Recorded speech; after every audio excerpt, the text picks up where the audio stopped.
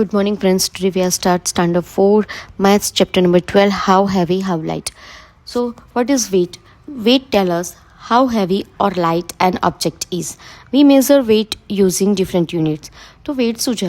તો કે વેઇટ એવું છે કે કોઈ એક વસ્તુ જે છે આપણી પાસે એ કેટલી ભારે છે કે કેટલી હલકી છે એ આપણને કોની મદદથી ખબર પડી શકે? વેઇટની મદદથી ખબર પડી શકે. તો we measure weight using different unit, મતલબ કે જ્યારે આપણે વેઇટને માપવાનું હોય એટલે કે વજનને માપવાનું હોય તો આપણે અલગ અલગ યુનિટનો ઉપયોગ કરતા હોઈએ છીએ. Okay, next point, unit of weight. તો કે વેઇટનો યુનિટ શું છે? Gram for the light things, kilogram for the heavy things, 1 kg is equal to 1000 gram. મતલબ કે વેઇટને આપણે કઈ રીતે માપી શકીએ છીએ? તો વેઇટ માપવા માટે જનરલી આપણે જે હલકા વસ્તુ છે, જે હલકી વસ્તુ છે, જેના માટે આપણે ગ્રામનો ઉપયોગ કરી શકીએ છીએ, અને જે ભારે વસ્તુ છે એના માટે આપણે કિલોગ્રામનો ઉપયોગ કરી શકીએ છીએ. હવે હલકી વસ્તુને ભારે વસ્તુને જ્યારે એકબીજાની અંદર કન્વર્ટ કરવાની હોય તો એના માટે એક એકમ છે, જેમ કે 1 kg ઇઝ ઇક્વલ ટુ 1000 ગ્રામ. તો આપણે એ એકમનો યુઝ કરી શકીએ છીએ.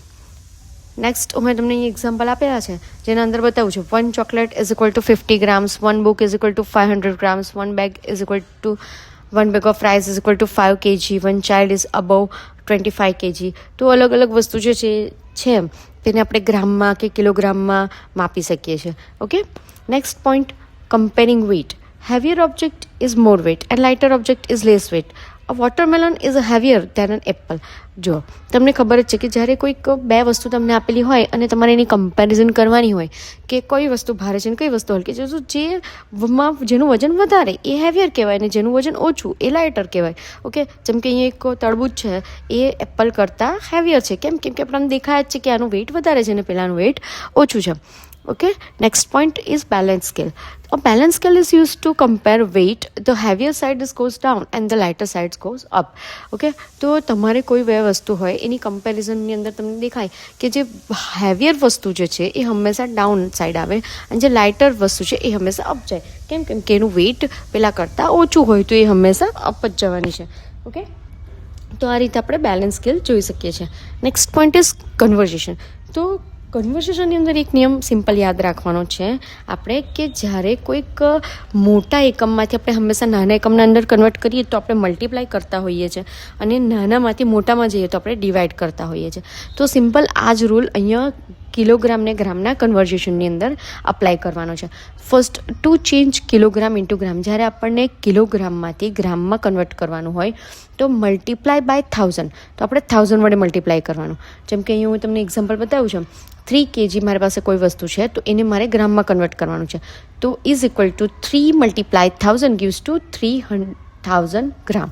ઓકે, તો એ 3 કિલોનો આન્સર આવશે 3000 ગ્રામ.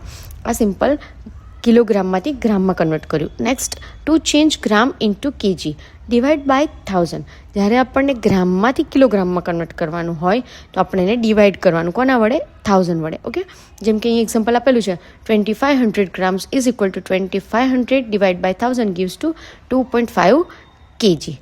ઓકે, તો આ હતી સિમ્પલ કન્વર્ઝેશન જે તમને સમમાં પૂછી શકાય કે કિલોગ્રામમાંથી ગ્રામમાં કન્વર્ટ કરો, ગ્રામમાંથી કિલોગ્રામમાં કન્વર્ટ કરો. ઓકે, નેક્સ્ટ અહીં હું તમને પ્રેક્ટિસ ટાઈમ આપેલો છે કે જેનાથી તમને 4 ક્વેશ્ચન્સ છે જે તમે સોલ્વ કરી શકો છો અને એના આસાનીથી તમે આન્સર લાવી શકો છો આ ઇન્ટ્રોડક્શનની મદદથી.